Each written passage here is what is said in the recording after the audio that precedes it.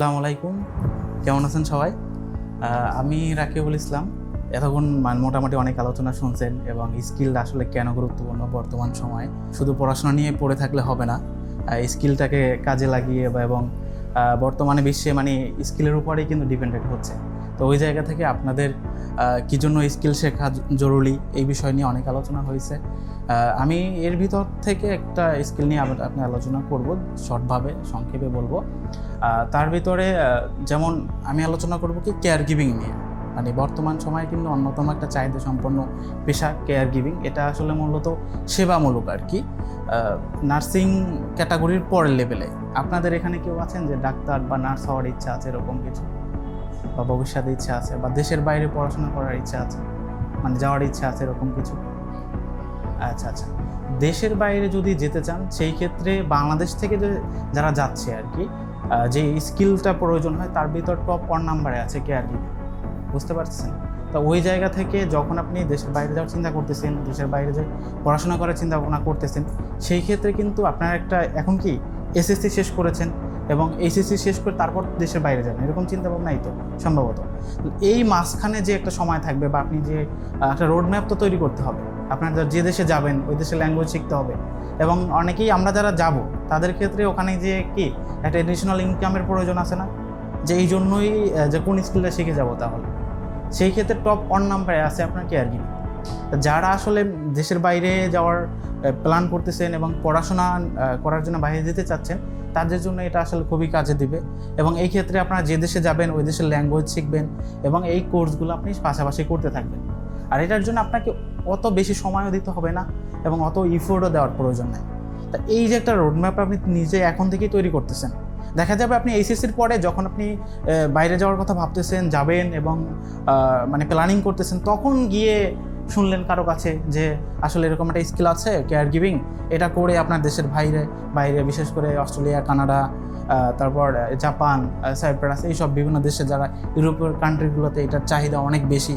তো সেই জিনিসটা তখন জানার পর কী করলেন আপনি, আবার তখন কি কোর্সগুলো করা শুরু করলেন, ল্যাঙ্গুয়েজ শিখলেন, এটা করলেন। বাট এখন থেকে যদি সেটা শুরু করেন তাহলে আপনাকে ওই জায়গায় কি অনেক আগায় থাকলেন, আপনি দ্রুত আপনার প্রসেসিংটা হয়ে গেলে আপনি চলে যেতে পারবেন। তা বাংলাদেশ থেকে অনেক নার্স নেয় আপনার জার্মানিতে। তা এই যে জার্মানির যায় নার্স হিসাবে, এরা করে কি যে নার্সিং শেষ করে তারপরে যে আর কি ল্যাঙ্গুয়েজ শিখে বা ওদেশের যে রিকোয়ারমেন্টগুলো আছে সেগুলো ফিলফিল করার জন্য যা করা দরকার সেটা করে। বাট এটা যদি তার নার্সিং স্টাডি অবস্থায় পড়াশোনা করতেছে সেই অবস্থায় যদি করতো, তাহলে কি তার ওই সময়টা নষ্ট হতো, ওখানে যে আবার নতুন করে ল্যাঙ্গুয়েজ শিখতে হতো, নতুন করে কোনো কিছু করা লাগতো। তা এইটা যদি পড়াশোনা আমরা যারা অনার্স মাস্টার্স করি, বাংলাদেশের প্রেক্ষাপটে অনার্স মাস্টার্স করতে অনার্সে ভর্তি হই, সেই ক্ষেত্রে আমাদের পড়াশোনাটাও কন্টিনিউ করলাম, পাশাপাশি কোনো স্কিল ডেভেলপ করলাম, দেখা যাবে ওই স্কিলটা কিন্তু আপনাকে একটা জায়গা তৈরি করে দেবে অটোমেটিক। আমি আমার কথাই বলি সহজভাবে, যে আমি কিন্তু বাংলায় অনার্স মাস্টার্স শেষ করেছি।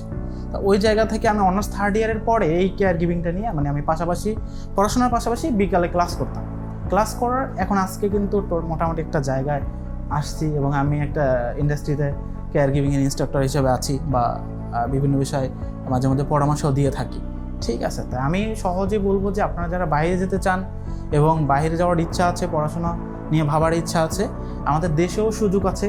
যেমন অনেকে কেয়ার গিভার সার্ভিস বিভিন্ন জায়গায় কাজ করতেছে, এবং নার্সিং পেশায় যারা যুক্ত হতে চাচ্ছে তারাও এটা নিয়ে আপনার একটা প্রাথমিক লেভেল হতে পারে। যেহেতু এই সময়টা আপনারা বসে থাকবেন, এসএসসির পরে যারা শেষ করেছেন পরে বসে থাকবে না, এখন ম্যাক্সিমামই একটা ওয়েস্ট টাইম কাটাবেন এরকম কিছু। তো সেই জায়গাতে সেটা যাতে কাজে লাগানো যায়, এই সময়টাকে যাতে ইউটিলাইজ করা যায়, সেই ক্ষেত্রে আপনারা এরকম কিছু ভাবতে পারেন। এবং দৈনন্দিন যে জীবনযাপনের ক্ষেত্রে আমাদের ফার্স্ট এইড কিন্তু একটা গুরুত্বপূর্ণ বিষয়। ফার্স্ট এইড যেমন ধরেন কারো হার্ট অ্যাটাক হলো এবং অজ্ঞান হয়ে পড়ে গেল এবং তার ব্রিথিংটা চলতেছে না অথবা পালস পাওয়া যাচ্ছে না, এই মুহূর্তে কী করা যায়? এটা কি আমার মনে হয় যে সবারই কম বেশি এই স্কিলটা থাকা দরকার না, যেই মুহূর্তে কী করা যায়। তামিম ইকবালের তো সবাই চিনেন আর কি। তার কিন্তু এরকম হার্ট অ্যাটাক হওয়ার কারণে 18 মিনিট কি সিপিআর দিতে হয়েছে। এটা কি দেখছেন কেউ এই নিউজটা? এটা একটু অনেক আগে, মাঝখানে আরেকজন পেশেন্ট ছিল, তাকে 48 মিনিটের মতো সিপিআর দেওয়া হয়েছে। এটা কেন? মানে তার হৃদস্পন্দন বন্ধ হয়ে গেছে, এবং এইটা যে জানছিল তার কারণে কিন্তু তার জীবনটা বেঁচে গেছে। এটা কিন্তু খুবই গুরুত্বপূর্ণ একটা স্কিল আর কি। তো এরকম আমরা ফার্স্ট এড নিয়েও কাজ করে থাকি। আপনারা যদি কেউ চান যে না নর্মালি বেসিক হেলথ সাপোর্ট দেওয়ার ক্ষেত্রে জেনে রাখা উচিত, আমি মনে করি প্রত্যেকটা মানুষের জানা উচিত, সেই ক্ষেত্রে সেই জিনিসটাও আমরা প্রোভাইড করে থাকি, সেটাও আপনারা শিখতে পারবেন চাইলে। তো জাপানের ক্ষেত্রে এটা আর এখন একটু সহজ হয়ে যাচ্ছে কি জন্য, যে শুধু ল্যাঙ্গুয়েজ শিখলে আপনি যেতে পারতেছেন। অনেকের এসএসসির পরও তো যাওয়ার ইচ্ছা হয় না, যেতে পারে। আবার কেউ ধরেন এইচএসসির পরে যে না আমি যাব, তো সেই ক্ষেত্রে একটা আপনি রোডম্যাপ তৈরি করেন, এখনই তৈরি করেন, সময়টাকে নষ্ট না করে এখনই তৈরি করেন, ঠিক আছে।